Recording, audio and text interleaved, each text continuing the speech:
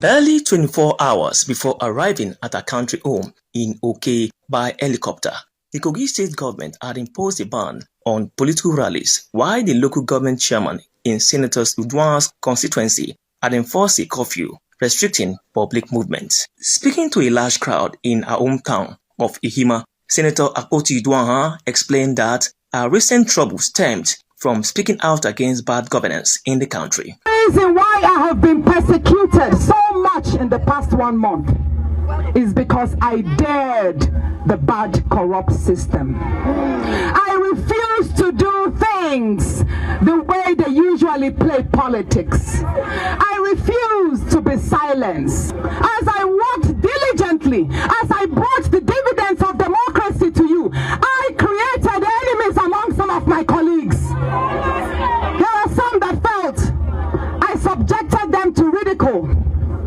They told me, Natasha, your empowerment, by your empowerments, you're making our constituents insult us.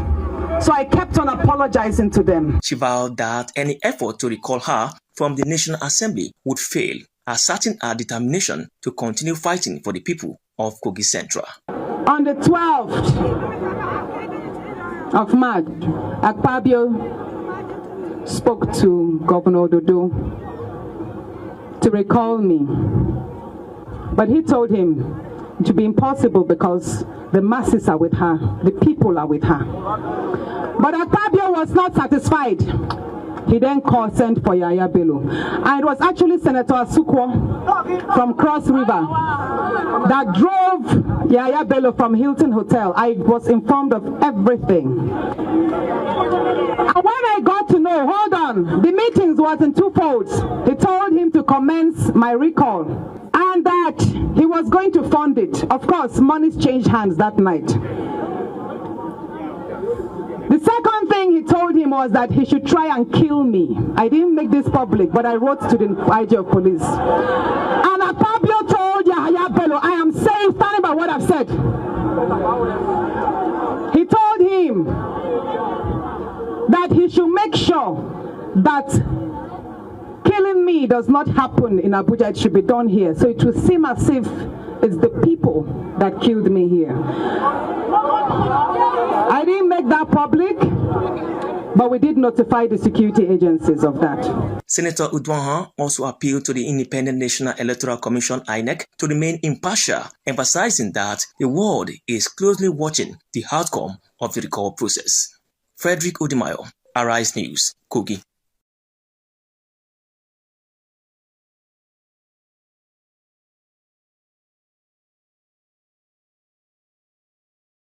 I am actually really pleased with the massive turnout by my constituents to receive me. More importantly, the fact that they were able to dare the unjust restraints that were placed by the governor yesterday, which called for the cancellation of rallies and gatherings and all whatnot. I mean, it's very heartwarming to know that my people were able to come out in such numbers, in their thousands, waited for me since morning, you know, and prayed that I actually come. Because, you know, it takes, I keep saying that democracy is all about the people. The government, the real true government are the people. And if I, as a representative, see this amount of love and support, then I think that's where I get my courage from. And then I have no option but to yield to that pull from the people. So I'm so grateful that they came out. I'm so thankful for this reception. And I'm also grateful to my husband for his generosity, I would say, because we spent pretty much all night with our think tank brainstorming how to maneuver the various restrictions that were placed by not only the governor, but the Commissioner of Police earlier today.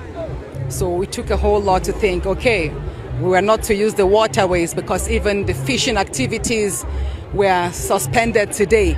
So that means any movement on the water could be seen as countering the government order. So we had to take away the accessing Kogi Central to the waters because, you know, we can would have as well gotten in through Ajakuta local government. And then we thought the roads, we saw the list of all the roads that were going to be barricaded from the east, west, south and north. We knew there was no way we could enter the state. The only option we saw was through air. And then immediately we began to make efforts towards that. So, like I say, it takes a whole lot of resources, courage, support from the people, and God Almighty to have made this possible. And I thank God, because at the end of the day, it just shows that, you know what, against all, people must find the courage to dare unjust situations. That's it. And whatever happens from today, well, I just commit every day to your hands. With regards to what statements I made today, yes, I still insist on my stance that I was asked by the Senate President, and that harassment generated into malice, which denied me a lot of my privileges and rights on the floor of the National Assembly, and by extension denied the people of Kogi Central. Each time he denied me a chance to present a concern was him subjecting them to a denial of federal representation, and that's wrong. This is democracy. You can't extend your personal vendetta on one person to the people, you know. And of course, again, I said my suspension is illegal. It's unjust because it contravenes the Nigerian Constitution and even the Senate rules that says the senator should be suspended for just 14 days. Why 6 months? Especially when there are a series of court precedents, you know, in Ali Ndume and Omar Agege's cases. You see that the courts have time after time said you cannot suspend a senator that is duly elected. You cannot, and if you have to apply by the Senate rules, then it will be 14 days. And that's, again, for very serious offenses. So when they say that I was suspended, not for the allegation, but for gross misconduct, the question again is, what exactly did Senator Natasha Akpotiuduaghan do on the floor of the Senate that amounts to gross misconduct? I didn't fight. I didn't insult anybody. I wasn't violent. So what did I do? I didn't tear anybody short. We've had senators slap each other. We've had senators tear clothes, throw things. In short, even the last 2 weeks, you've seen a whole lot of heated debates on the floor. But nobody was suspended. Why? Because I'm a woman, or why? Because I'm a minority among a minority? Because when you talk about the larger tribe, ethnicities there, you have about 20 Yoruba senators, Hausas, you have a lot of them, but I'm the only one there. So why? I'm actually even very disappointed that my senators from Kogi, especially the senator from Kogi West, took it upon himself. He did not even mention the fact that Senator Karimi also cooked up a report trying to label me as if I'm a KGB agent infiltrating the National Assembly to disrupt the 10th Assembly and democracy. So what I did in that was that I took a preemptive measure by writing to the police so that they could invite Senator Karimi to testify or attest to the fact to how he knew about the so-called KGB agent and the infiltration moves. This morning, I almost didn't feel like attending this event, but my husband had to speak to me. Courage, he said. Natasha, it doesn't matter what the media has narrated of you. That doesn't define you.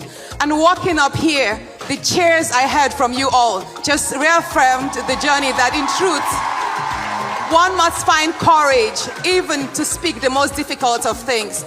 And today, I'm being honored amongst many women to receive the award of the bold voice of good governance. And I'd say this, it takes a whole lot of courage to reform governance. And in trust, I hope we jointly, we patriotically do right by our country.